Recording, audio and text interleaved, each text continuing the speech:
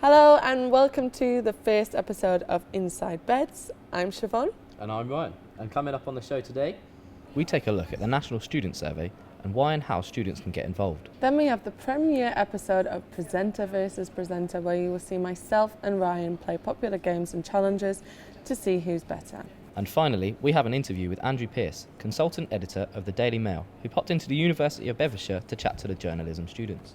Now first up, I'm off to the NSS desk to talk about the National Student Survey with student staff Cherie. She's got more information on how you can get involved and what's available to students that do. The National Student Survey is a nationwide questionnaire completed by third-year students across the country.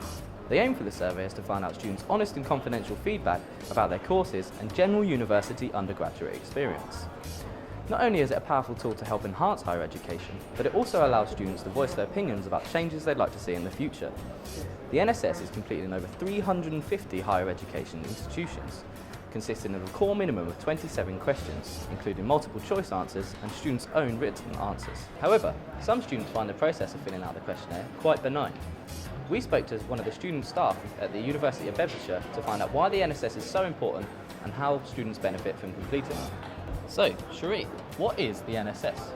The NSS is a national student survey that is aimed at the third-year students, and it's all about getting their opinion about how their experience has been over the past 3 years. So, Cool. So, how is it that universities benefit from this? Why is it they get you to complete the survey? yeah, the survey is basically there for people to, know the weaknesses and what the university is doing that's good, and how to improve on the things that is not good. So, the results we get from the NSS will help to make this university a better place to study. Cool. That is cool. That's nice. And how is it that students can benefit from completing the survey? I noticed this big wheel here with different prizes on. Is this how students benefit? Yes, we do have prizes, and also at the end of it, we have a £500 computer bundle. So That's a lot of money. Yeah, and also a £50 voucher. So if you qualify, you can win that. In addition to what you win over the wheel. So yeah, that's Okay, fine. cool. I'm Ryan Marner with Beds TV, and I'm reminding you guys to fill out the survey at thestudentsurvey.com. Very good. And I'll be filling out my survey after the show.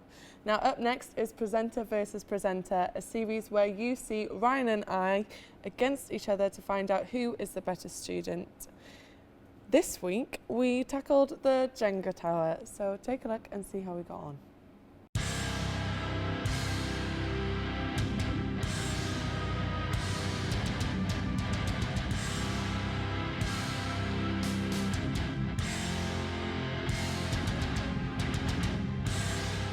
Ladies first.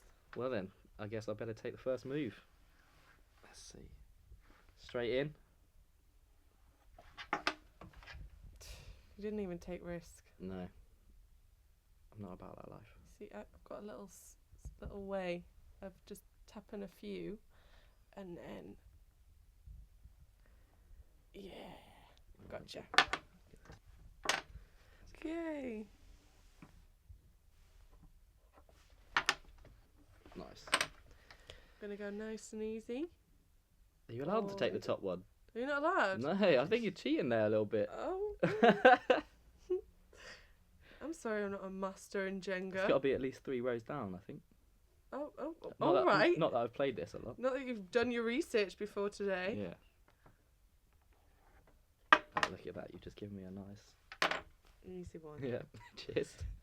Man. A bit tight down the bottom though. Yeah. Is it worth risking one of these? No. Let's have this one. Oh, that's on one thing there.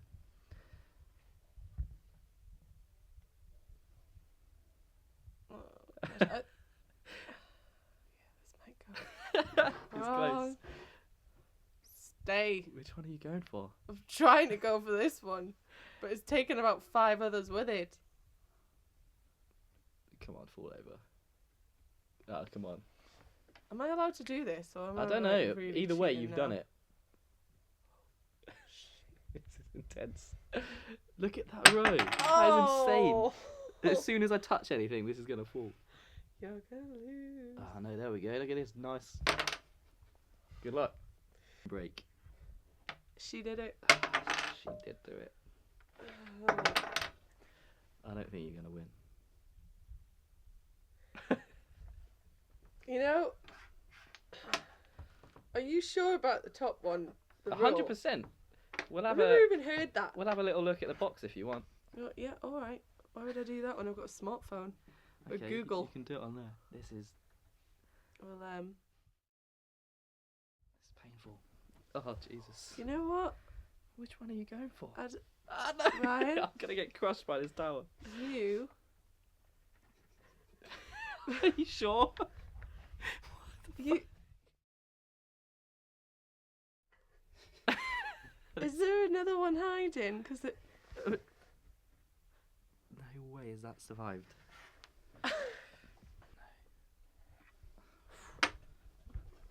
Making another tower over here to beat you again. How?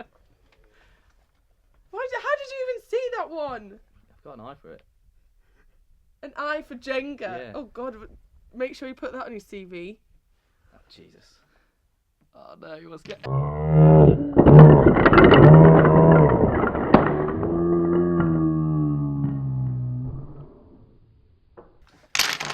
No. It's not like you're spoiled. No, I'm not. No.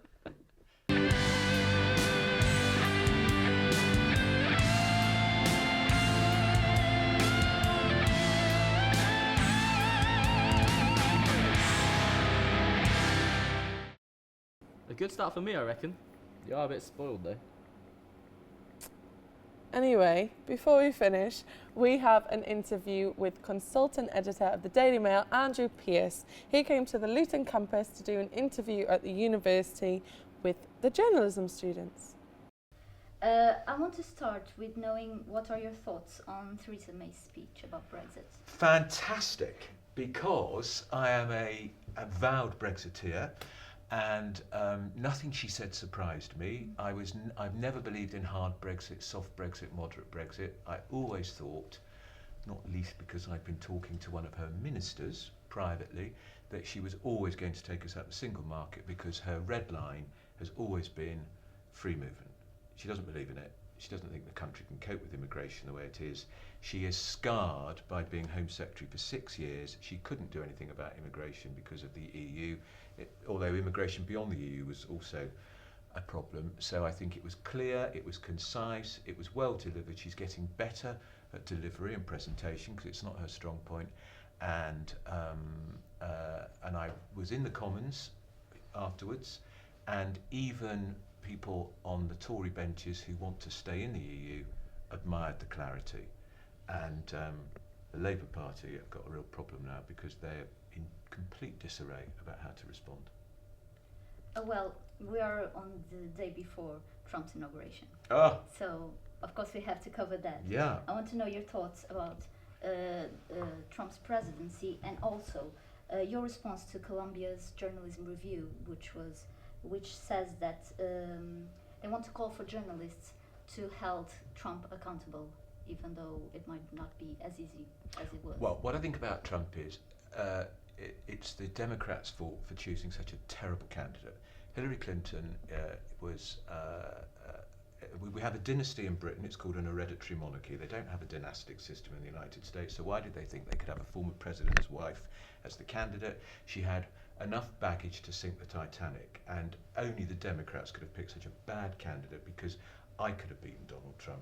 Most people should have beaten Donald Trump. I think he's a nightmare, but I think expectation is so low about Trump that actually he may surprise us and be a little better than expected. As for Britain, I think he does like Britain because he loads the European Union. He doesn't like great big trading bodies. He thinks they're not good. He's a protectionist at heart. So I think, although Obama said we'd be at the back of the queue, a line that was written for him by George Osborne, the Chancellor, that's for certain, I know, because Americans don't queue, so we know it was written here. I think we've moved to the front of the queue for a trade deal, but I'm not sure it's the sort of trade deal we'll necessarily like. As for journalists, I thought the press conference he had the other day was astonishing. Abusing CNN, abusing journalists is an unusual way for the President-elect to behave. I thought you try and get on with the press, but perhaps that's his approach, confront everybody.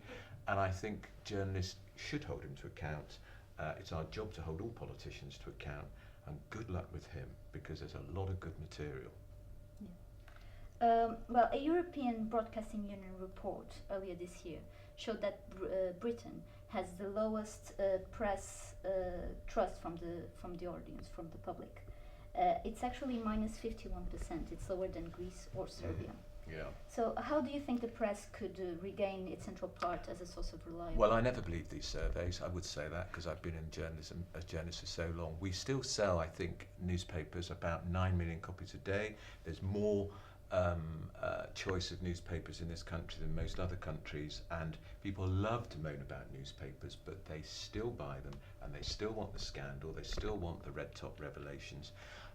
But there are issues for all of us about trust, and we have to just try and make sure that we get stories right. I think we've learnt a lot since phone hacking.